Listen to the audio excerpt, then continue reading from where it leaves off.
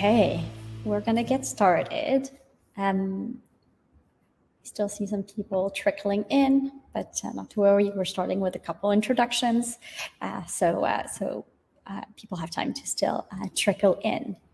Okay, so thank you so much for taking some time to join us today. I'm so happy to be here with Lauren to talk with you about empowering public servants to create better services for the public. My name is Elodie. I am the Executive Director of Platform at the Canadian Digital Service. The Canadian Digital Service is a sector within the Treasury Board Secretariat at the Canadian federal government. Lauren, do you want to introduce yourself? Yep. Hi, everyone. My name's Lauren Lombardo. I am a Congressional Innovation Fellow with Tech Congress, currently working in the United States Senate. Most recently, I was a research fellow at the Harvard Kennedy School, where I did a lot of the research that I'll be talking about today, and where I met Elodie and we started working together. So great to be here. Thank you so much. And apologies if this is slightly unusual, but we are going to start with a short land acknowledgement. So I'm coming to you from Montreal, a land that has long served as a site of meeting and exchange for the Haudenosaunee and Anishinaabe nations.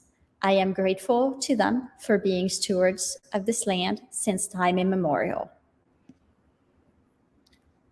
And I live in Washington, D.C., which is surrounded by over a dozen Indigenous nations. The city itself sits on ancestral lands from the Anacostians and the neighboring Piscataway and Pamunkey peoples. And like Elodie, I wanted to acknowledge the diverse and vibrant Native communities who have stewarded those lands and continue to make their home here today.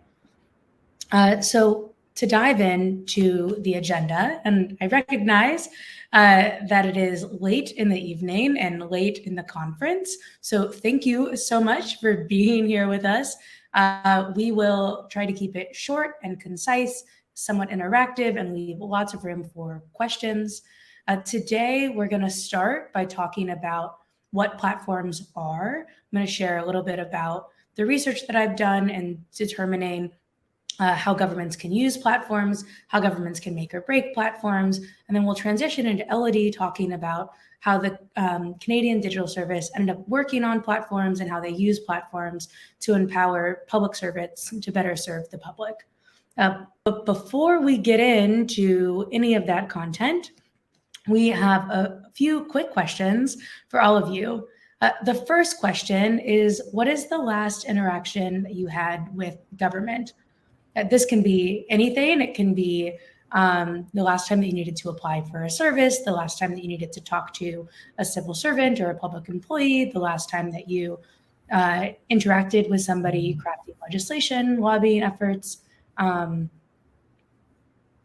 Absolutely. Yeah. And while you're popping in some answers, please do share, but I'll start. I don't know if you've ever been to Montreal, but if you haven't, I can tell you parking is very difficult, and especially in the old town. And last week, I got a parking ticket that I had to pay, and over the years, because it doesn't happen to me that often, I've had various experiences in different municipalities and like paying a parking ticket. And sometimes, I don't know if you feel the same way, but the paying process is definitely part of the punishment. Like, it's not just the amount, it's like just getting to pay is punishment enough.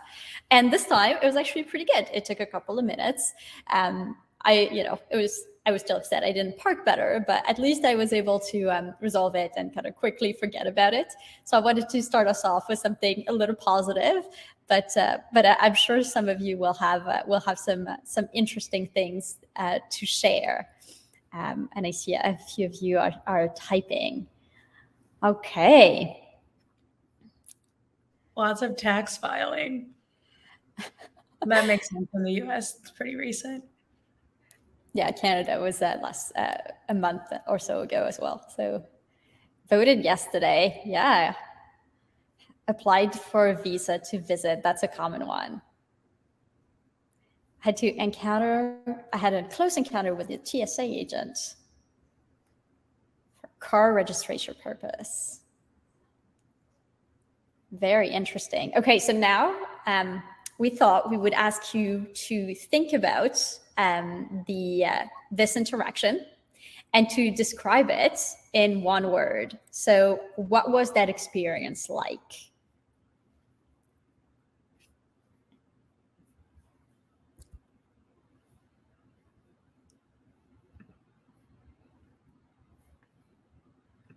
And we're very thankful for all of you playing along with us at this late hour. We just thought we'd make it a little more interesting and kind of see what you all think. It's also interesting for us because we obviously deal with that kind of issues every day. So it's always awesome to see where everybody is at and how the interaction with government is experienced.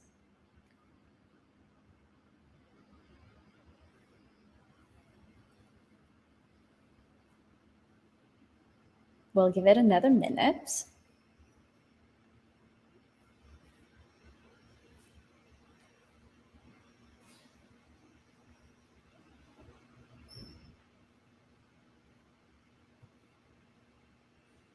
And I see quite a few people in this active poll. So thank you for that.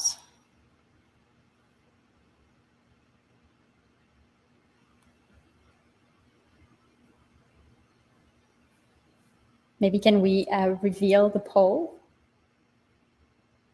Okay. Oh, wow. Oh, my goodness. I love to see that. Love easy. Outdated is not great. Tiresome, hard. Way too hard. Frustrating. This is funny. It's easy as margin in the middle, but there is a lot of other really, really negative words there. All right. Thanks so much. Thanks for playing along with us all. It's great. It's really great to see easy as an interaction, as a word. I feel like that is, at least in my experience, relatively recent and only happens with the more modernized government services. And a lot of the government services in the US that I've had to interact with, really most of the other words apply: frustrating and tiresome and too difficult. Platforms, I feel like, is the perfect topic to talk about with this kind of a continuum, because platforms, I think, can make government services really easy to use. It can help public servants figure out how to better serve the public, how to improve internal government operations. And frequently, they're a solution to some of these way too hard or frustrating or tiresome processes. The only problem is that platforms are a buzzword. No one really knows or seems to know or agree upon what they mean when they say platforms, which is really difficult because in order to build government platforms, we need to be able to talk about what they are, what they do, what the benefits will be. And we can't really have that conversation if everyone is referencing something that's slightly different in terms of how the tool is technically built, what that underlying architecture looks like, or how that platform is going to be operationalized, which matters quite a lot, because these architectural decisions that are made when platforms are built are really political choices and actually have political ramifications. The way that we build tools in the government, what's technically possible, what's architecturally done, can change the political and operational and economical outputs that we see from those tools. So while we often talk about platforms as a solution to fixing some of these tiresome and really difficult government processes, and often attribute easier processes to the ways that platforms have already been used within government ecosystems, it can be difficult for us to make sure and really understand exactly what those benefits are going to look like and what we can expect to see from building or using a platform in our own use case, unless we have a really clear and common understanding for what a platform actually means. So where do we go from here? If platforms are a buzzword, but if the technical and architectural components and ways in which we are actually building these things matter quite a lot for how they can finally be used, we need to have some kind of common understanding. So the research that I did while I was at the Harvard Kennedy School spent a lot of time focusing on this question: how can governments start to really define platform ecosystems such that they can really work cohesively and coherently towards the same thing and expect similar results as they start to build platforms out across government ecosystems.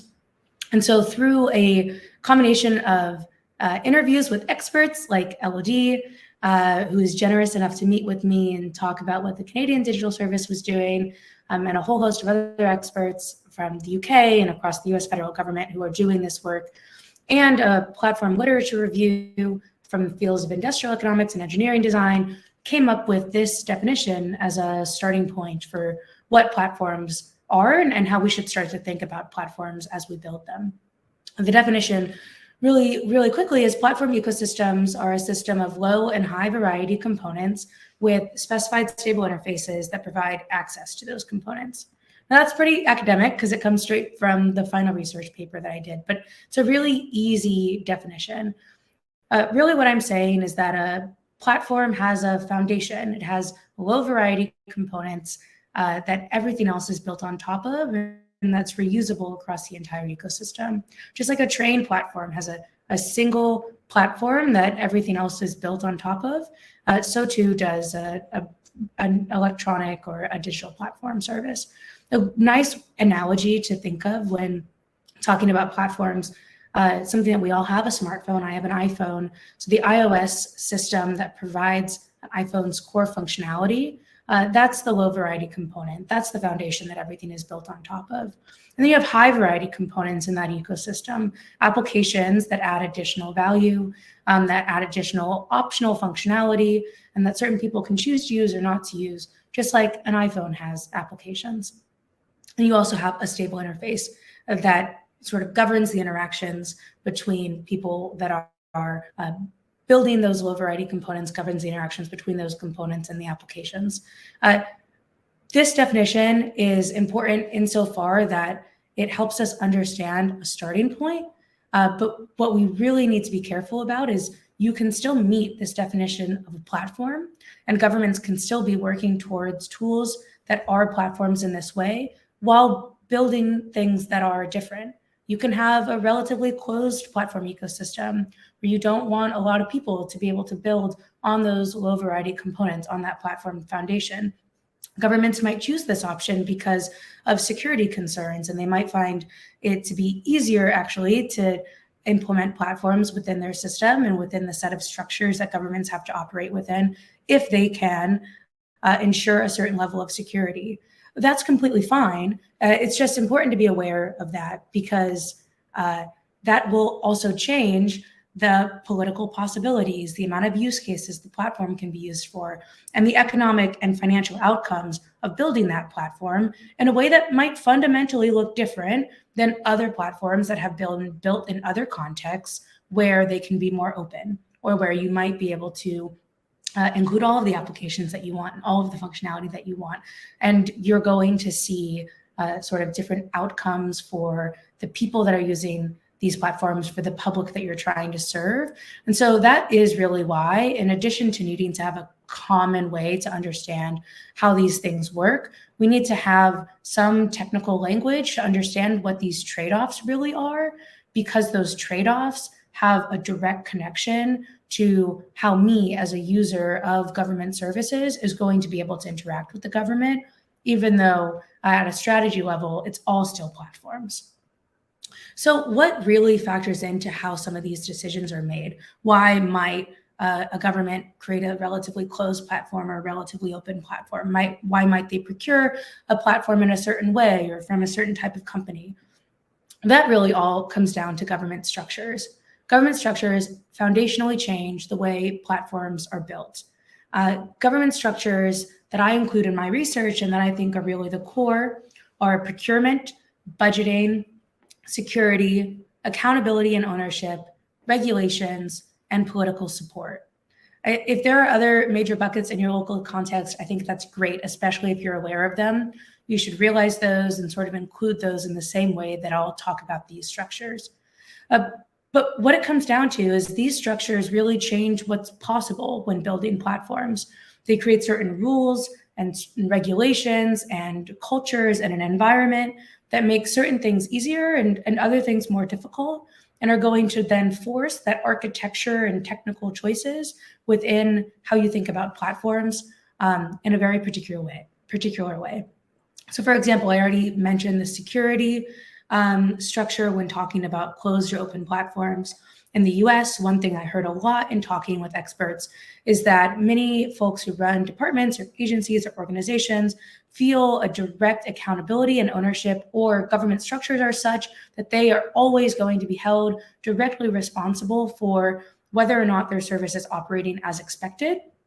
And that makes it really challenging for them to want to use platforms or services from perhaps another department or another agency, or even a digital service group that is designed to provide those services for them, because they fear that if something goes wrong, they won't be able to say that it was this other group's fault, and they will have to take accountability and ownership. And that incentivizes US federal employees, at the least, to build things in-house, not to leverage platforms in this sort of overarching way, maybe to leverage them in a more microcosm way within their own agency, but certainly not to use them in a way that another government context that has this accountability and ownership structure play out in a slightly different way will leverage platforms. Just to drive the point home, because this really is a crucial component, I think, of the research and of this talk, is an understanding exactly how these things change what's possible and what can be built. So here's a SWOT analysis that shows the procurement structure with strengths, weaknesses, opportunities, and threats. And there are several more ways that this structure plays out in terms of changing what's possible here that are included in the paper, and even way more that aren't included in the research. But just to cover two, strengths and weaknesses. So this government structure in the United States, while it makes it slightly easier to procure a platform that was built by another team, because an interagency agreement is much, much easier comparatively than an external procurement. Whereas an external procurement for an average size project could take 3 to 9 months, which doesn't include security authorizations, integrations, or training. So you have this structure, procurement, saying it's easier to procure or use a platform that another government team has built. But then you have the security structure saying that it might be easier to use something externally, or the accountability structure saying it might be easier to use something externally. So this also just points to the fact that these structures are not binary, they interact with each other, and they collectively change what's possible. This was one of the key components of this sort of continued partnership that Elodie and I have had. So in addition to Elodie being wonderfully helpful when I reached out to her to better understand how the Canadian Digital Service was using platforms, and to sort of workshop the working definition that we have as a foundation for what platforms are. We had a 3-part workshop with Elodie and a broader team to understand what platforms are and to figure out how the Canadian Digital Service wants to think about them in their context, to do a SWOT analysis like the one I just showed with all of the procurement structures, with all of the government structures, including procurement, and then to have some conversations about planning for the future. And so this slide just shows ways in which we did this broader SWOT analysis with all of these structures and tried to pinpoint exactly how these would influence what the team could or could not do, and how they might interact with each other to change at the more macro level what was possible as the team worked towards creating their platform strategy. So with that, I'll pass it over to Elodie, and then always happy to answer questions about this research, either here today or via email or Twitter later. Thank you so much, Lauren. And yes, it was absolutely fantastic to be able to bring the research together with our context. And I know the teams found it super valuable to really analyze the ecosystem that we're in and look at where there was a gap between like what we were doing or what we wanted to do and the pure platform criteria that were stemming from Lauren's research. So we were able to really identify the gaps and be really purposeful about the deviation we wanted to have or not from those criteria. It really helped us plan the next the next stage of our growth, and we could really choose which properties of platforms we wanted to leverage and which we did not need so much, and therefore could deviate from a bit more.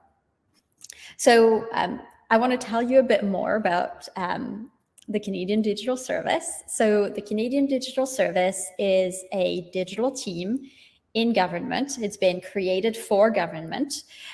It is housed in the Treasury Board Secretariat at the federal level of the Canadian government. Our team was created in 2017, and our mandate is to help government build and deliver better digital services for both public servants and the public they serve. Our goal is really to help government teams adopt modern and iterative methods, as well as tools to meet user needs and reduce risk, lower cost of production and implementation, while still promoting three big pillars, which are privacy, security, and accessibility, which I'm sure they won't be too surprising for government services. So at CDS, the platform team is building and procuring a set of common tech tools for all departments to make it easier for public servants to design and deliver services for the public. So really it's about improving the way in which government can pick out from a toolkit and put a service together and then push it out, ship it to the world. In practice, it means that we have to understand kind of the common challenges that public servants face, and then try to build or procure user-centric, reliable, secure, and financially efficient solutions that can help solve their problems in a kind of repurposable manner, which is really at the core of what we've been trying to accomplish.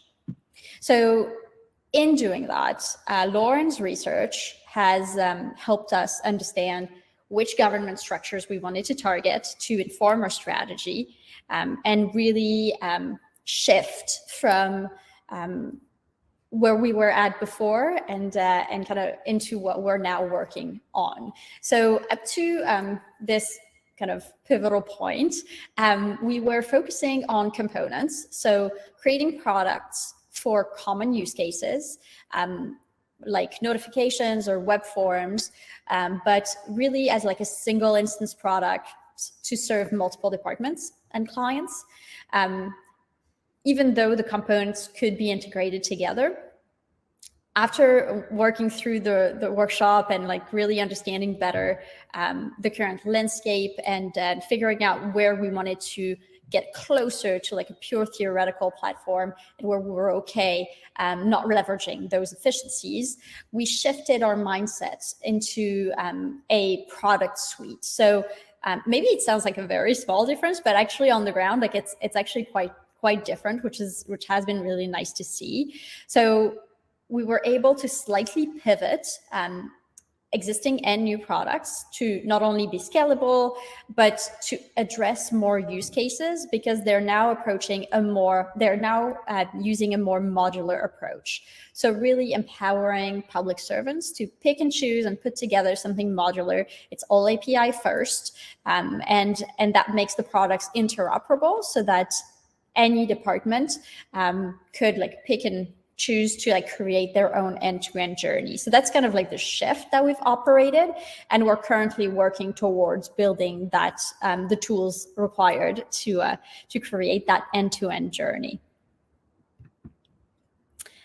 As Lauren kind of alluded to, it's not always easy for public servants to deliver modern digital services, and we can talk about a couple of government structures that make it more difficult for public servants. So obviously procurement, I think we've all either lived it from either side of the process. HR is insanely difficult, especially with the dried up tech talent pool right now. And rigid policy and security requirements are also a barrier. It's really interesting going back to procurement, because so I grew up in France, and when I was a kid, my dad had this company that was basically a software company helping the French government do RFPs and choose, procure various types of things. So software, a pencil, cars, all kinds of things, because it was so difficult from like a legislative standpoint to fit within the structure that was set out, that they really needed to like actually even procure a tool to procure other tools. Fast forward 30 years later, I'm working in the Canadian federal government, and I think it probably got better, but we still find the same problems. Like, it's still really difficult for public servants to procure tools from the private sector. And so I think it's really great that we can try to build in-house and try to procure for the rest of government, and that reusability of the tools have been really helpful to create better modern experiences for the public. So again, like, this is really about like bilingual, accessible, reliable, secure. We could add a lot of adjectives here, but like, one of the most important ones is policy compliant tools, so that public servants can really quickly stand up a service. And we've had folks standing services up for like in 48 hours or less in crisis times. So that really makes the service more timely. And because it is designed to be out of the box, it really has like all the safeguards in place already. We're not compromising quality for speed here. So we know we're talking a lot. So we thought we'd ask you something again. So in the chat, in the Hopin interface, I would really appreciate if you could tell me which interaction with government you dread most. And I can relate to some of the tax filing experiences that may have been shared earlier. This year, I waited to like the day before. I procrastinated because I dislike it so much. And then when you finally send it out, you're like, oh, I've just sent it into like the ether. And then you wait for a couple of weeks to get like an answer. And so it's really interesting, because this black box idea of government comes back pretty frequently. So do tell us in the chat what interaction with government do you dread most? And while people are doing that, I'll jump onto the tax filing complaint session that we all have going here.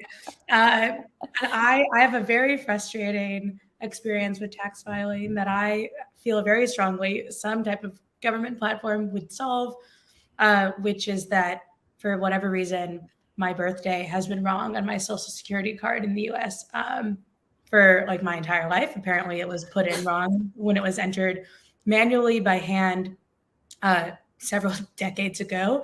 And that has prevented me from filing online. And it's also prevented me from interacting with government in a lot of other ways, simply because other systems don't talk to each other and things weren't put in digitally. And there is no way for me to correct that in one part of the government and have that be corrected in another part of the government. And so I am still, after 3 years of actively trying and personally being very proficient in working with government and having lots of resources available to me and working for the US Senate to figure this out, still struggling to get it fixed. And so I'm very convinced that some government platform could make that easier. Well, thank you so much for sharing, Lauren. I kind of want to move on maybe to going through the kind of products that we've been working on, the platforms that we've started working on.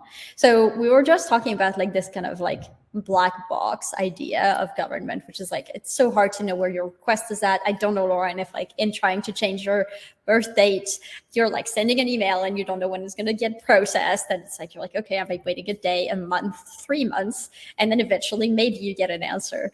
And well, so the first product that we tackled and the first platform piece that we started with at CDS is GC Notify. So you'll see we use GC as an acronym for quite a few pieces and modules of the platform. It stands for Government of Canada.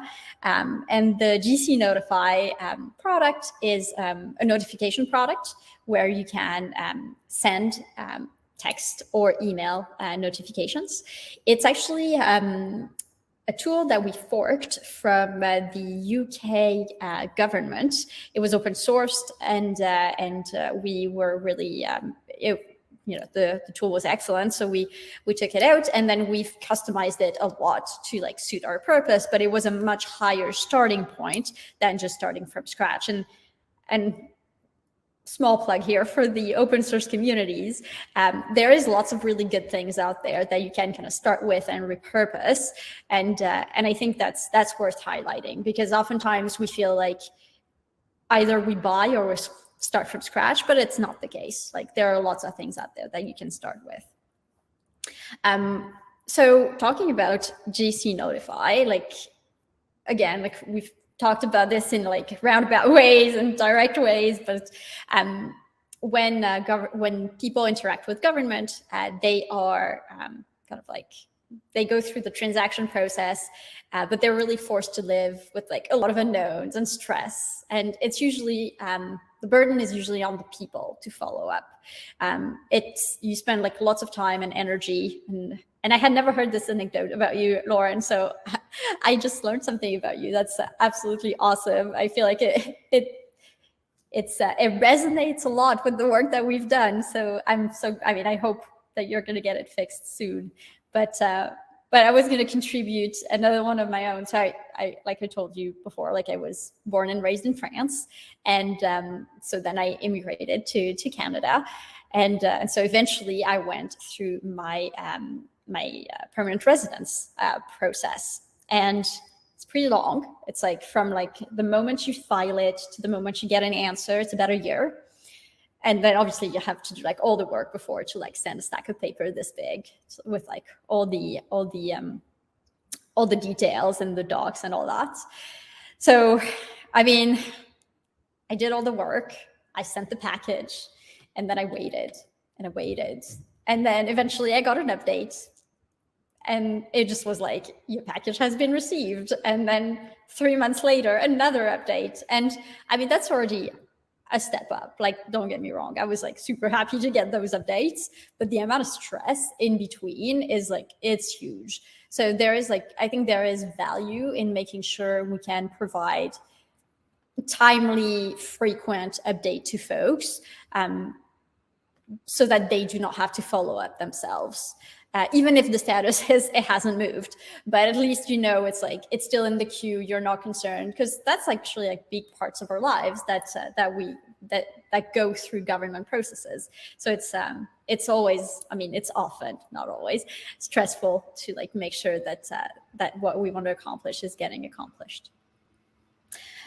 So with GC Notify, you can have a simple and easy way to build an email, email and text notifications, and build that into government services. So you can reduce time and effort. You can reduce the amount of calls you're getting to get a status update, which happens all the time.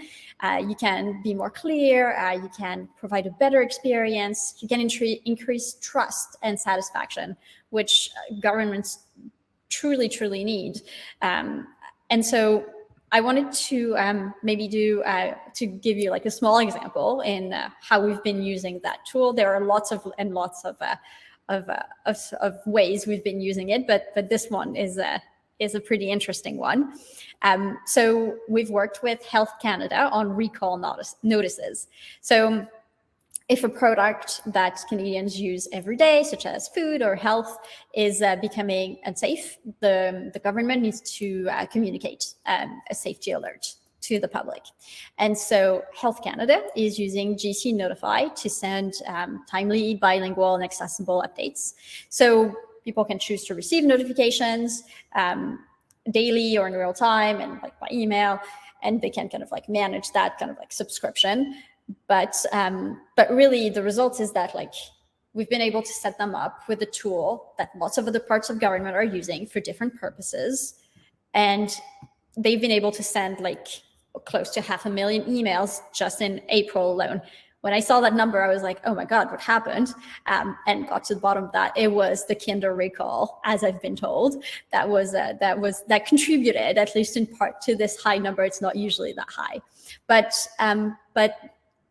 we got a click-through rate that was like 3 times higher than government average, just because it is targeted and just because it's a better experience with government. So we just talked about GC Notify. It's a pretty mature product. We've launched it at the end of 2019, and it's scaled up tremendously since. We've sent over 40 million notifications since then. It's used by over 200 services, but we've now tackled a few other products, and the one that I want to talk about today is GC Forms. And this one is particularly interesting because forms are kind of at the heart of how we interact with government, at least today, at least in Canada. I don't know if the perception in the US is different, but every time you need to do something, you got to fill out a form. So when I think about like my interaction with government forms, in many cases, I gotta like find the right form, check if it's the latest updates, because obviously they get updated, and then sometimes you can find like just old versions. So then you kind of like find it, then you can eventually you download it, then you fill it out, probably have to print it because you need to sign it. So you print it, you sign it. If you're lucky, maybe you scan it back and you send it out by email, but other times you probably just have to just go to the post office, put it in an envelope, and mail it out. It's already a pretty long process, and I don't need particularly accessibly. I don't need particular accessibility kind of help, I guess. So I cannot even imagine how it can be for folks that need or that deserve rather to be able to like go through these PDF forms in an accessible way, and those PDF forms are absolutely not accessible. So we've been kind of tackling this problem that's kind of, it's really near and dear to our hearts, because there are so many thousands of those horrible PDF forms out there that are not accessible, hard to use, not user-centric. So we've been really tackling this problem. And we've been piloting it to help departments create, manage, and publish online forms that are easier to fill out, to replace the inaccessible ones and really change them with like modern, ready-to-use web forms. Again, I wanted to give an example, and it feeds really nicely into trying to improve government structures at their heart. ESDC, which stands for Employment and Social Development Canada, has a micro-acquisition team. The micro-acquisition team makes it easier for small businesses to work with the government of Canada and cuts the procurement red tape when it's timelines that are shorter and contracts that are under a certain amount.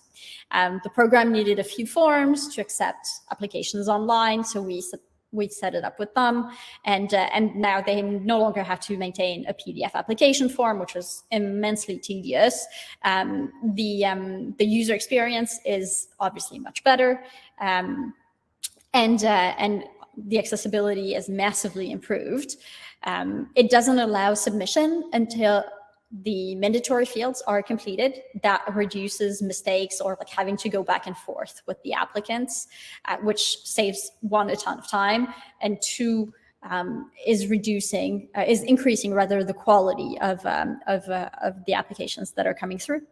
And it also means that the IT team has been getting structured data that then they can use to process rather than one by one forms. So it's actually like the pilots that we've been running. We've seen good progress, and don't get me wrong, we've improved a lot of things along the way. But it's been good to see that the user feedback really revealed that we needed a few things here and there. We tweaked over time, but we're pursuing the problem space more and more, and we're hoping to add even more groups to the pilot program so that we can keep improving and adding features to this product line. So I talked about a couple of products that sit within our platform, and they're kind of like modules, and we have a few others, but those are really kind of they're key modules. And we hope that over time we have enough components and modules in that product suite that they can together create an end-to-end experience that is suitable for 80% of the public service, so that any group can stand up a service in a quick manner with like all the brand regulations already in place and already policy adherence, and just worry about delivering services to the public. So a few takeaways for empowering public servants. So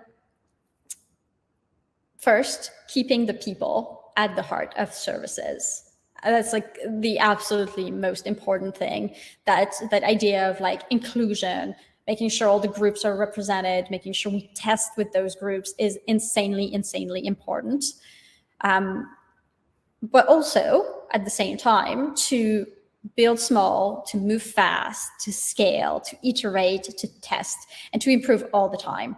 If you feel like it's one and done, it's probably not the right approach.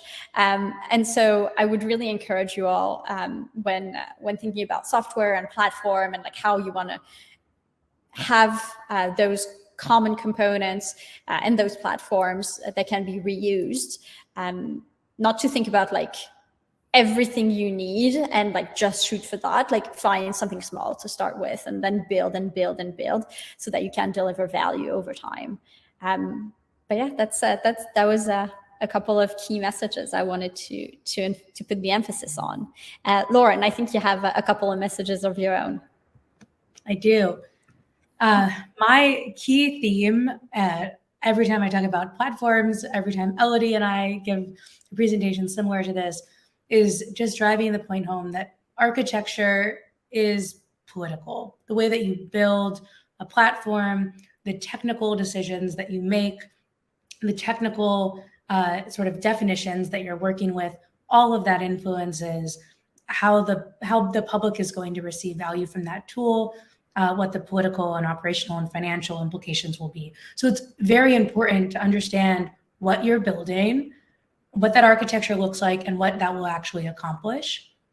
And then, as we talked a lot about today, to understand the structures that you have to interact with that will either help or hinder your efforts, and to get a sense of how strong or weak those structures are so that you can get a feel for which of those structures you might want to change, how you might want to change the way that you're operating within government so that you can build something that is going to deliver the outcome that you want, or what structures you might just have to deal with and work around so that you have a good understanding of what's actually possible in your context. And I think with that, we have some contact information on the next slide. You're welcome to reach out to either of us over email or over Twitter. We're always happy to answer questions either now or later on via this contact information. Thanks so much for being here, everyone.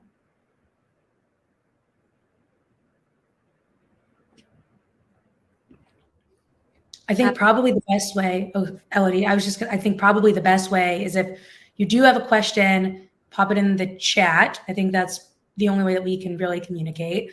And if we don't see anything here in a few minutes, then we'll log off, and then you're always welcome to contact us directly if you would like. Absolutely. Feel free to pop a question in the chat. More than happy to answer it. It's been super great being with you all today. Thank you to the organization team of the conference for having us, and we really hope it's been useful content, and happy obviously to continue the conversation through the different channels that were on the contact page. There's a question for you, Elodie. what other platform offerings are you considering besides notifications and forms? Yeah, that's a good question. So we have a few that we are working on, and some of them are like really at the experimentation stage. Some are collaboration with other departments. We're working on a design system with the Digital Transformation Office. That's also in the Treasury Board Secretariat. We're trying to iterate on what we currently have to make it more modern and plug and play. So that's definitely one. And we have a couple others that are still kind of at the discovery phase. We're talking about things like URL shortener for government services. We're talking about future facing. That's something we haven't tackled yet, but case management is another one of those that we're really interested about. But yeah, that's a few. But keep an eye on our blog. We do publish on some of those pretty frequently. Elodie, I think I'm just going to keep reading the questions and know that are for you. If maybe that's easier for you. So what was the biggest technical challenge with scaling forms? And then I'll ask two at once. And then I noticed the development team is relatively small at CDS, about 12 people, question mark. I don't actually know how big it is. So is that because their hard problems are often not actually the technical ones? Okay, so scaling forms, the hardest piece is the policy piece. At least in Canada, I don't know if there is something similar in the US, I would assume so. There is a classification of the kind of data that you're processing. In Canada, it's like you have protected, like unclassified is like, you don't have to apply like particular protections. And then you go through protected A, protected B, and protected C, which are like classified in the amount of harm that can result from a leak. With forms, it's it's a medium risk, so it's medium to high, to be fair. And so the biggest technical challenge is to run something on the cloud that adheres to the controls required to the sensitivity of the data, to make sure that it's protected as much as possible. Like if we imagine like a passport application, or there are many types of applications that are so sensitive. So making sure the security controls are in place, both like from a policy exercise standpoint, but also an actual technical standpoint, that's a huge challenge. And then the dev team on the platform side, how many are we? I think we're a bit more than 12. I think we're more like close to 20, maybe 25, I would say, something like that, in terms of like pure engineering. And then we have folks doing technical support. We have folks on the product side, designers, researchers, delivery managers, that kind of stuff. Very agile, traditional kind of like product teams. So I would actually say that we have a lot more engineers than any other group. The ratio is at least 3 to 1 in most cases. So we have, I think the ratio is pretty good and high, but at the same time, to the question that is like, the hard problems are not actually the technical ones, that is absolutely true, as at least some of the problems are more of a policy problem. And how do you deal with either policy that is outdated or not applicable, or doesn't work with what you're trying to do? And so how do you like fit within the policy or try to go change the policy when it's appropriate? Well, it's also, I feel like frequently the policy that is maybe making the technical problem more difficult than it needs to be, because it's limiting certain things. At least in the US, frequently there might be a regulation on the book that says something has to be printed out, or like something needs to be delivered in paper. Well, maybe it wasn't really a really difficult technical problem from scratch, but to work around all of the policies that are there, it becomes a more difficult technical problem. Okay, last question. How do you decide on whether platforms should be self-service, IG no code, or versus platforms that require developer integration, such as API-based? Yeah, that's an excellent question again. So we have a posture around this to kind of be consistent. So we can debate as to the validity of that posture, but it is what we've been picking. We've been picking API first. So we start with the developer integration portion. I think it's been obviously a trend across many types of tech environments to start with the microservices and with the API, and then you kind of build your way up to no code or low code. One of the advantages of starting in that way is that you can start learning more about usage before you're committing on the UI front. And so we're able to do a fair amount of research and get a better understanding of our users and what they need before we get to that kind of like UI piece, which kind of locks you in a bit more. And the other advantage is that you can get an interoperable service right away. So it can play already with and bleed into what we already have. Whereas if you start kind of like with the no code but no integration, then I think you're foregoing a fair bit of value. But I think that's a decision kind of we've made as a team. I'm sure there are very good points around like why you might start another way around, but currently that's been what we've been doing. Great. And just to reply to Anna, that page is so out of date. Like it is, I feel like, so Anna was asking about the Meet the Team digital.canada.ca page. And I think like if you, I don't know if you've ever noticed that, but like great web agencies have shit websites.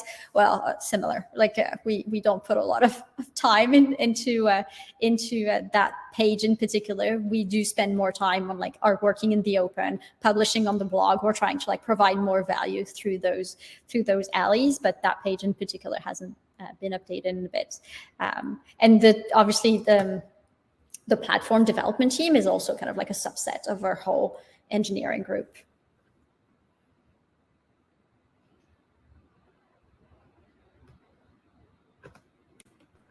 Do you want to quickly answer Laura's last question? How widely have your current platforms been adopted, and what are the biggest barriers?